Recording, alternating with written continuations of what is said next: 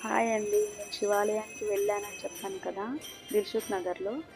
అక్కడే బాబా టెంపుల్ కూడా ఉంటుంది కదా పక్కనే. ఫస్ట్ అయితే నేను బాబా టెంపుల్‌కి వెళ్ళి సంధ్యాహారతిలో పార్టిసిపేట్ చేసి, మళ్ళీ నేను శివాలయానికి వెళ్ళి అక్కడ హారతి కూడా దర్శించుకొని ఇంటికైతే వచ్చేసానండి.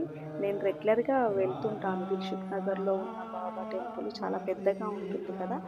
అక్కడైతే 4 పూటల హారతులు అన్నీ ఇచ్చేస్తారనమాట. మీకు ఈ వీడియో నచ్చితే సబ్స్క్రైబ్ చేసుకొని షేర్ అండ్ లైక్ చేయండి. బాయ్.